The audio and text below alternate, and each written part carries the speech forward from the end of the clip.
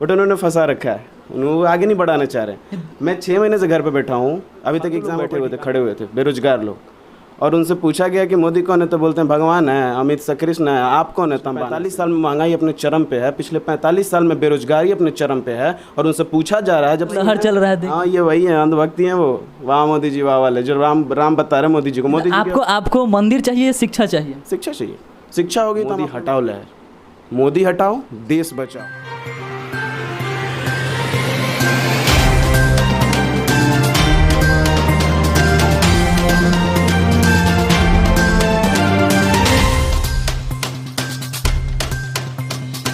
नमस्कार, मैं इमरान, बिहार क्रांति न्यूज़ में आपका स्वागत है। आज देख सकते हैं कि जो देश में जितनी बेरोजगारियाँ बढ़ी है और छात्र की समस्याएं जो हो रही है लगातार, इस पे जो हमारी सरकार है, चाहे केंद्र की हो या राज्य की हो, वो पूरा विफल है छात्रों को जो समस्याओं को लेकर। आज हम बात करते हैं यहाँ पे जो एक होटल मैनेजमेंट के छात्र हैं जो चेन्नई से कर रहे हैं, और उनकी क्या है जो समस्या, अभी डायरेक्ट हम उनसे बात करते हैं। तो अनुभव जी, क्या कहना चाहेंगे सरकार के बारे में, मोदी जी के बारे में?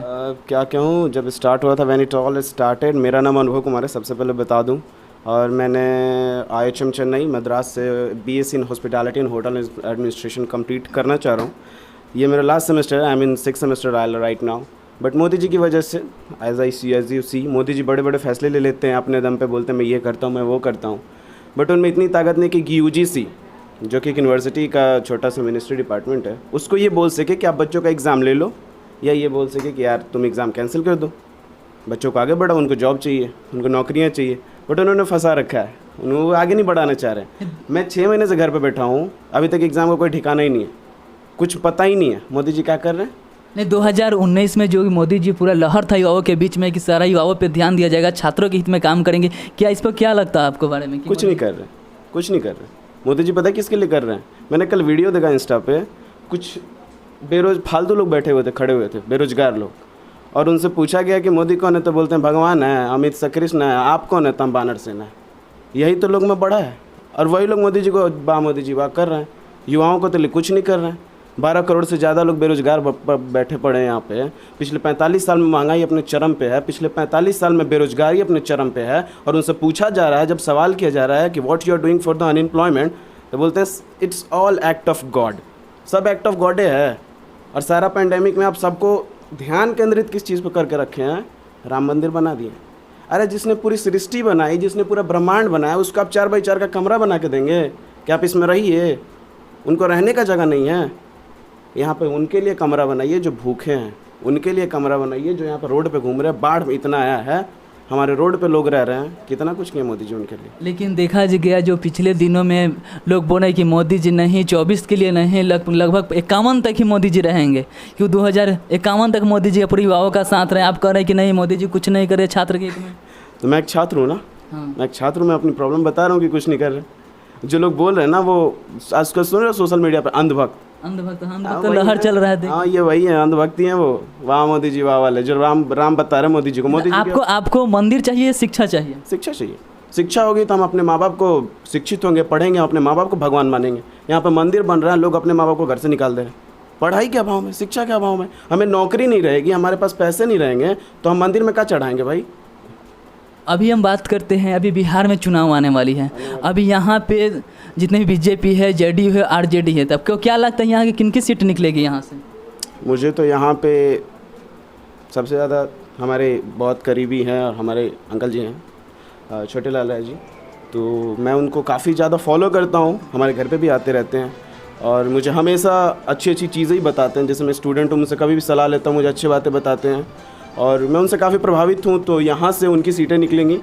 और परसा विधानसभा से मैं चाहता हूँ पर्सनली, मैं एक पढ़ा लिखा इंसान हूँ, मैं एक समझदार इंसान हूँ, मैं अंधभक्त नहीं हूँ, और ऐसा नहीं है कि मैं आंख बंद करके किसी की तारीफ़ कर दूंगा। तो मैं पर्सनली चाहता हूँ कि वो निकले, क्योंकि वो उनमें वो चीज़ है कि वो युवाओं को देखते हैं, युवाओं के बीच में बैठते हैं, लोगों के बीच में बैठते हैं। उनको ये पता है कि किनकी क्या प्रॉब्लम है, प्रॉब्लम सुनने आती है उनको। चंद्रिका राय जी हैं, कल तक राजद में थे, आज पलट के चल गए इधर।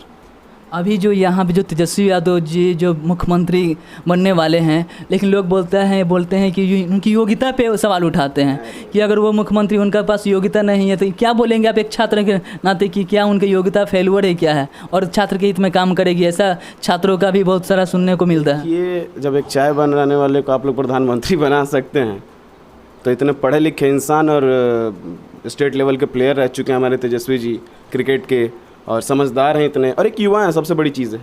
आप मेरी प्रॉब्लम समझ सकते हैं, मेरे दादाजी थोड़ा टाइम लगेगा समझने में, लेकिन आपको मैं समझाऊंगा कि भाई मेरी ये दिक्कत है तो आप समझ लोगे। तो ये वो एक युवा है और युवा की प्रॉब्लम बाकायदा वो समझेंगे।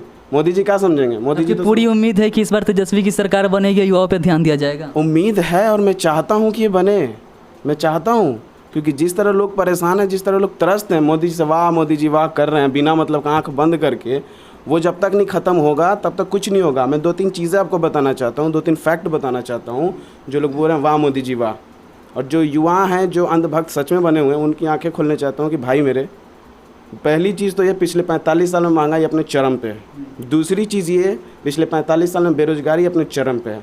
तीसरी चीज़ ये आपको पता है AAI जो है एयरपोर्ट अथॉरिटी ऑफ इंडिया, वो अडानी जी के हाथों बेच दिया गया है, ठीक है, उसका 70% स्टॉक बेच दिया गया है। अगर कोई युवा बोलना चाहते हैं कि इससे कुछ सुविधा मिलेगी, तो मैं बस यही कहना चाहूँगा, कभी एयरपोर्ट गए हो?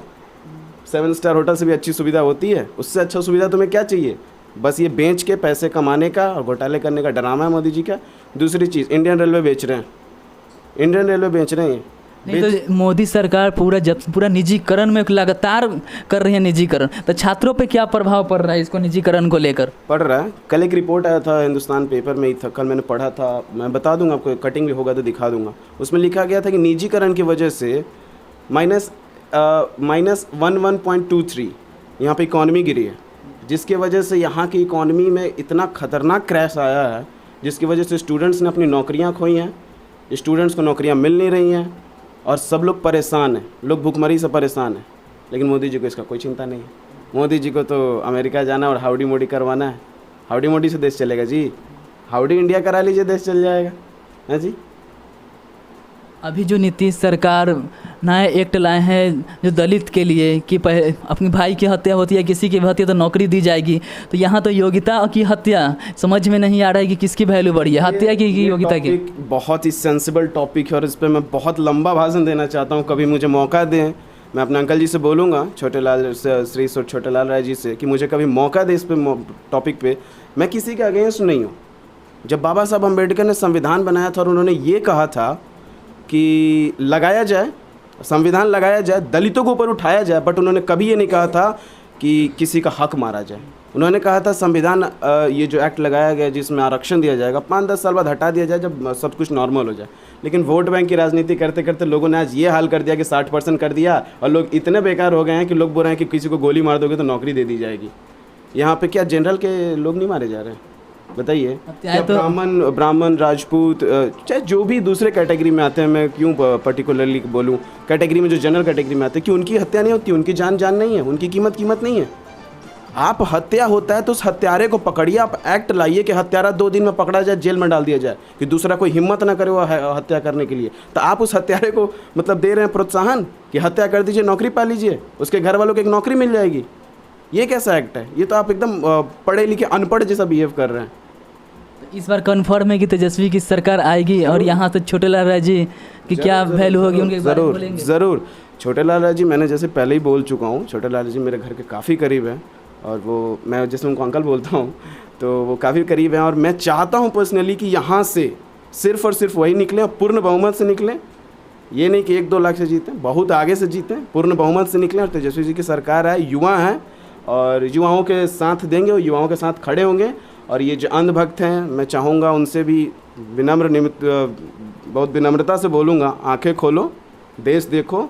और ये बेटी पढ़ाओ बेटी बचाओ जो हमने आंदोलन चलाया था, काफ़ी अच्छा था। एक और आंदोलन में चलाना चाहता हूँ, मोदी हटाओ देश बचाओ, मोदी हटाओ देश बचाओ। ये चलाएं आंदोलन, हमारा साथ दें। एंड सबसे बड़ी बात है, ये चेंज लाना बहुत ज़रूरी है। 2014 में एक लहर आई थी, मोदी लहर, जिसने सबको धो दिया था और पूरे देश की इकॉनमी से लेके रोजगार से लेकर हर चीज़ को बर्बाद कर दिया था। इस बार एक लहर लाइए, मोदी हटाओ लहर। मोदी हटाओ, देश बचाओ। और आप सब हमारी इस मुहिम में साथ दें और हमारे माननीय श्री छोटेलाल राय जी को समर्थन दें, साथ दें और उन्हें आगे बढ़ाएं। और मैं आश्वासन देता हूँ, मैं ये बात का प्रॉमिस कराता हूँ कि वो हमारे जो यूथ हैं, हमारे जो न्यू जनरेशन के लोग हैं, उन पे वो बाकायदा सबसे पहले ध्यान देंगे और हमारी इस देश को आगे बढ़ाने में उनका पूर्ण सहयोग रहेगा। देख सकते हैं कि जो यहाँ छात्र पूरे देश भर में जो छात्रों का गुस्सा भरा हुआ है मोदी सरकार के खिलाफ, लेकिन फिर भी मोदी सरकार अपनी आंखें बंद की हुई है और छात्र कितनी परेशानियाँ हो रही है पूरे देश भर में, इस पर आज तक ना नीतीश सरकार ध्यान दिया, ना केंद्र सरकार मोदी सरकार ध्यान दिया। जब ये सरकार बनी थी 2019 में, तो मोदी सरकार ने युवाओं को लेकर एक मुहिम चलाए थे कि हम विशेष ध्यान छात्रों के हित में देंगे, क्योंकि छात्र जो होता है हमारे देश के भविष्य के लिए होता है। लेकिन यहाँ जो छात्रों का पूरा जो बेहाल हाल हुआ है, इस पे ना मोदी सरकार थोड़ा सा भी ध्यान नहीं दी है। और आगे जो हायर एजुकेशन जो कर रहे हैं उनके तरफ, बिहार में तो खासकर कोई भी यहाँ पे फैसिलिटी नहीं, वैसी सुविधा नहीं है जो बिहार की युवाओं जो या झारखंड के जो छात्र हैं यहाँ पे वो अपना आगे की पढ़ाई जो कर सके। ये लोग जो यहाँ पे जो टैलेंटेड वो आए हैं वो दूसरे स्टेट में जाकर अपना जो आगे की पढ़ाई होती है पूरी करती है, फिर भी वहाँ की इतनी समस्याएं हो रही है। अब मोदी सरकार छात्रों पे बिल्कुल नहीं दे रही है, जिसके जो हमारे अनुभव भाई हुए आज अपनी बात रखिए। फिर हम बात करते हैं यहाँ के जो नीतीश सरकार है, गवर्नमेंट है, उनके बारे में, जो कि लगभग 15 साल से बने हुए हैं। और ये सवाल जो इनकी पार्टियाँ सवाल करती है, तेजस्वी जी के बारे में सवाल करती है कि हमारे दादाजी बताया करते हैं लालू जी के बारे में कि जैसे थे वो, कि उन्होंने सारण के लिए इतना कुछ किया, छपरा ज़िला के लिए पूरे बिहार में किया तो सबसे ज़्यादा बिहार में, लेकिन छपरा जो ज़िला है इसके लिए इतना किया कि उसका एक वर्ड में मतलब होता है एक्सप्रेस नहीं कर सकता। I can't his achievement in one word. और लालू जी के लिए एक बड़ा अच्छा बात बताना चाहता हूँ जो लोग नहीं जानते हैं, कि लालू जी पहले और मुझे लगता है आखिरी ऐसे रेलवे मिनिस्टर थे जिन्होंने रेलवे को 20% प्रॉफिट दिखाया था पूरे इंडिया को। लेकिन मोदी जो सपोर्टर बोलते हैं कि नहीं, कि रेलवे जो तो अभी घाटा में कर दिए थे। बताना चाहता हूँ मोदी जी के सपोर्टर ये जान लें कि बेटा जब से मोदी जी आए ना, रेलवे बिक गई है। सुन लो, बिक गई रेलवे, जाके देख लो, स्टॉक मार्केट में बर्बाद हो गया, ख़त्म हो गया। रेलवे का स्टॉक चेक कर लो, कौड़ियों के दाम में बिक रहा है रेलवे का स्टॉक। और बात रहा लालू जी की, तो पहले कंप्लीट कर लूँ कि लालू जी ने जो रेलवे में 20% का मुनाफा दिखाया था, वो मुझे लगता है स्वतंत्र भारत के पहले और आखिरी ही मिनिस्टर थे, उसके बाद किसी ने नहीं दिखाया। और लालू जी के इस अचीवमेंट को छोटी मोटी यूनिवर्सिटी नहीं, ऑक्सफोर्ड यूनिवर्सिटी उन्होंने देखा, ऑक्सफोर्ड यूनिवर्सिटी ब्रिटेन में, उन्होंने बुलाया उन्हें, ऑक्सफोर्ड यूनिवर्सिटी के प्रोफेसर्स ने, ऑक्सफोर्ड यूनिवर्सिटी ने एक सेमिनार वहाँ पे कंडक्ट करा और लालू जी के बोला, वहाँ पे बोलने के लिए बताया। वहाँ के स्टूडेंट्स जो हैं, जो इकोनॉमिक्स वगैरह पढ़ते हैं, उनको लेक्चर देने के लिए वहाँ पे लालू जी को बताया। तब लालू जी ने वहाँ जाकर बोला था, हमारा बिहार श्रेष्ठ बिहार। तो लालू जी की ये अचीवमेंट्स हैं, मैं ये बताना चाहता हूँ आपको। और मोदी जी जो बोल रहे हैं ना, इकॉनमी भाई -23.9 से नीचे जा रही इकॉनमी। हमसे अच्छा बांग्लादेश घूम रहा है, हमसे अच्छा इकॉनमी बांग्लादेश का। जीडीपी के बारे में कुछ पता, 1.3 से भी नीचे है। मोदी जी ने जो जीएसटी वीएसटी लगा रखा है ना, GST goods and service tax नहीं है, ये फालतू टैक्स है, ये बर्बाद कर दिया। इस टैक्स को इतने गलत तरीके से इम्प्लीमेंट किया गया है कि इसकी वजह से देश का इकॉनमी क्रैश कर गया। कोई युवा नहीं ध्यान दे रहा इस पर।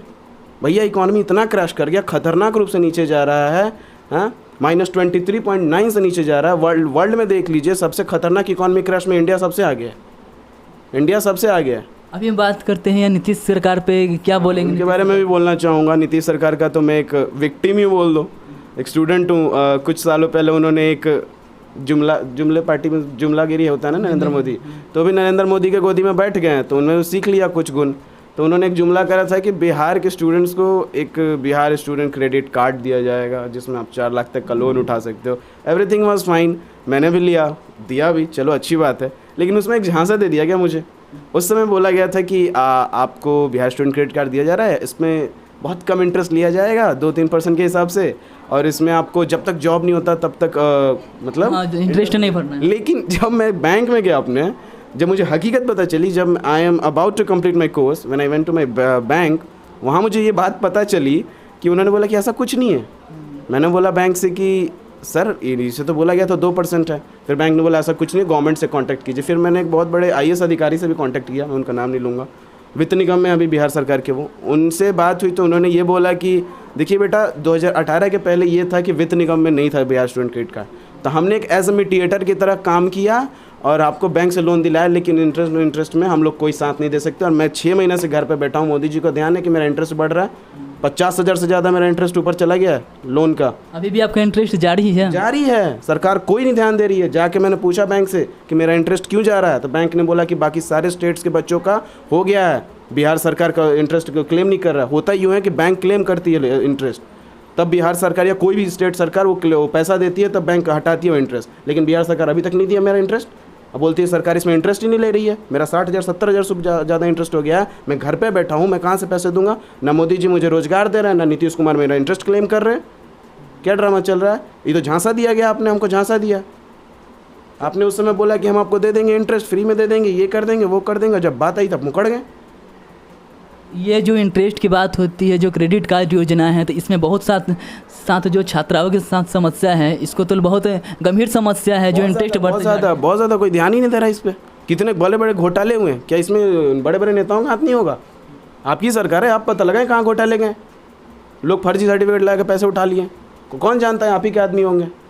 चलिए, बहुत बहुत धन्यवाद अपनी समस्याओं को सुनाने के लिए। ऐसे ही समस्याओं को और छात्रों के हित में जो भी समस्याएं हो, या चाहे आम पब्लिक आम जनता की जो समस्याएं हो, ऐसे कोई भी न्यूज़ चैनल को हमारे यूट्यूब चैनल बिहार क्रांति न्यूज़ पे लाइक करें, सब्सक्राइब करें, शेयर करें। धन्यवाद।